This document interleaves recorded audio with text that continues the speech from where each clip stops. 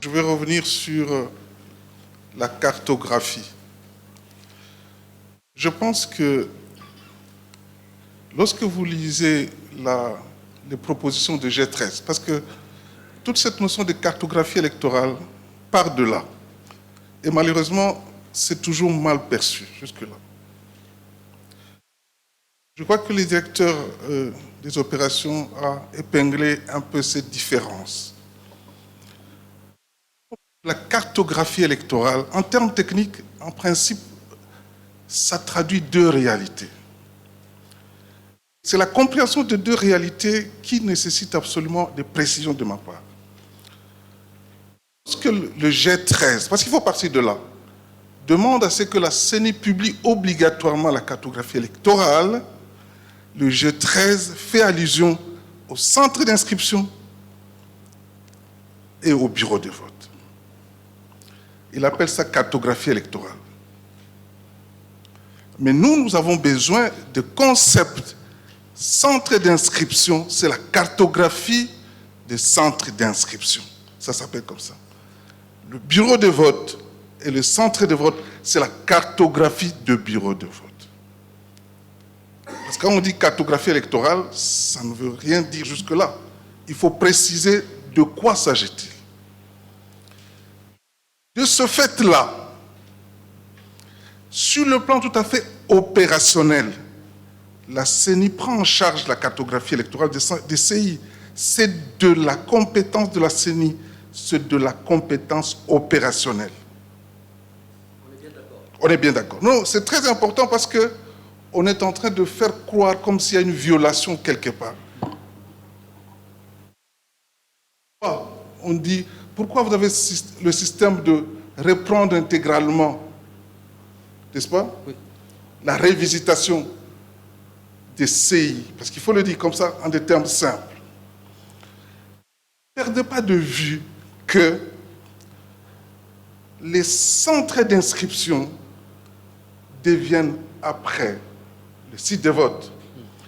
Donc, ne pas les revisiter, ne pas certifier leur localisation, ça signifie qu'on peut mettre en péril le vote. Parce que lorsque vous ne précisez pas de façon claire cette localisation des centres d'inscription qui deviendront par après les sites de vote, ça signifie quoi concrètement?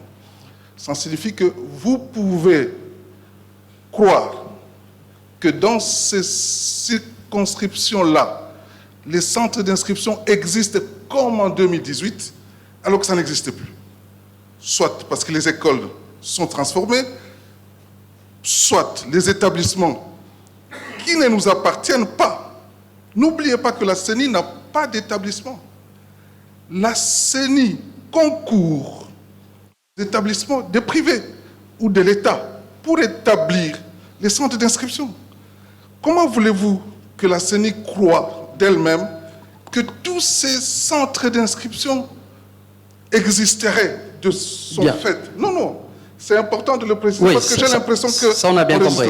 On avance. Ouais. La CENI dépend des particuliers ou de l'État. Lorsque la CENI veut revisiter, va visualiser ces sites-là. L'intérêt, c'est quoi? Parce que si vous ne le faites pas et que le vote revient dans ces centres-là, la population n'aura pas d'endroit pour aller voter. Là pourquoi il est important. Je ne veux pas utiliser les termes cartographie électorale intégrale. Voilà, exactement. On comprend qu'il y a deux notions. Ces deux notions ont un impact réel sur le vote. Très bien. Et donc, il faut bien le regarder, il faut bien visualiser pour être certain que lorsque nous spécifions les centres d'inscription et que de là, nous pouvons espérer localiser les sites de vote. Donc les deux étapes sont pour nous critiques pour ce qu'on appelle la transparence, la sincérité la traçabilité, confiance, ouais. la confiance. Merci. Ce sont des notions qu'il faut comprendre dans son ensemble. Très bien. Mais Alors, attendez un moment. je veux répondre, je veux peut-être revenir sur la question. On va terminer, oui, puisqu'il y a également le public, on dépasse également. Je reviens sur la question du calendrier. Lorsqu'on a déjà projeté la feuille de route, qui donne les périodes, les plages opérationnelles, le calendrier vient, dans ces plages opérationnelles, préciser simplement les dates. Les périodes sont annoncées dans la feuille de route. Le calendrier vient se greffer dans la feuille de route pour en préciser les dates. Dans ce cas, transformer cette feuille de route en calendrier. Non. Préciser les dates. Mais les périodes sont connues. Question. Est-ce que le fait que les périodes bougent, ça met en cause, comme a dit Excellence, décembre 2023. Le décembre 2023? La question c'est non. Parce que sur le plan opérationnel, nous savons qu'il y a des activités qu'on peut chevaucher. Nous savons qu'il y a des activités qu'on peut récupérer. Ça, c'est en interne. Mais les élections, ce n'est pas pour la CENI. C'est pour cela. C'est par la CENI. C'est pour cela que c'est pour cela que nous sommes venus pour dire, ce n'est pas parce que cette période-là, qui est contenue dans la feuille de route, elle n'est pas totalement accomplie en termes d'activité, qu'il y a risque. Il n'y a pas de risque. Merci beaucoup. Parce que nous sommes formés, Je vous donnerai la parole. Nous sommes formés pour comment récupérer toutes ces étapes opérationnelles en vue de tenir décembre 2023. Merci infiniment pour ces précisions. Et donc, s'il vous plaît, Cyril, Trésor, vous allez répondre. On va terminer avec la CENI. Je crois que le conseiller nous a aidés à expliquer certaines... Très bien. Je crois que le micro n'est pas allumé.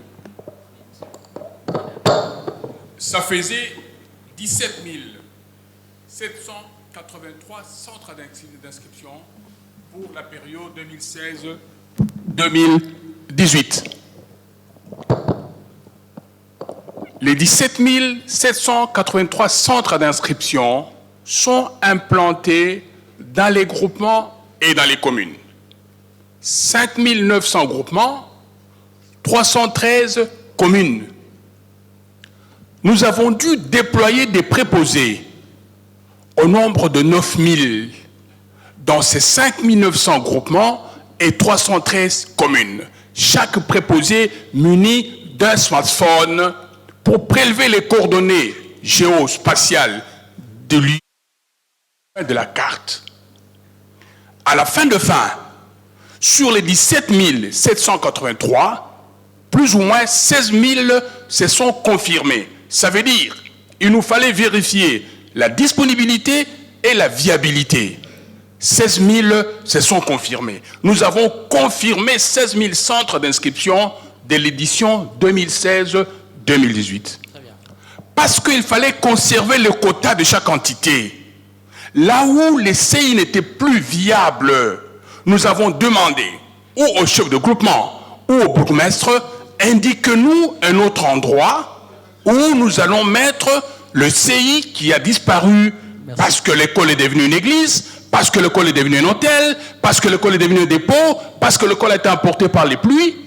Et nous avons dû relocaliser pour rentrer d'abord dans les 17 783. Merci. Et ensuite, nous posons la question, avez-vous besoin d'un autre centre d'inscription? Merci encore. Okay? Voilà comment nous sommes passés des 17 783 à 22 271. En stabilisant et en ajoutant pour réduire davantage les distances. Merci. Mais la cartographie dont parle Trésor, je crois, il faudra que nous arrivions à implémenter les données géographiques que nous avons prélevées. Et il faut passer comment dans une entreprise pour qu'on vous sorte les cartes et que vous ayez tout ça? Ça ne peut pas se faire un matin comme ça. Merci. Donc, nous sommes en train d'y travailler. Nous sommes en interaction avec les démembrements qui nous disent, écoutez, nous nous sommes rendus compte qu'à tel endroit, il y a tel ou tel problème. Est-ce qu'on ne peut pas faire ça?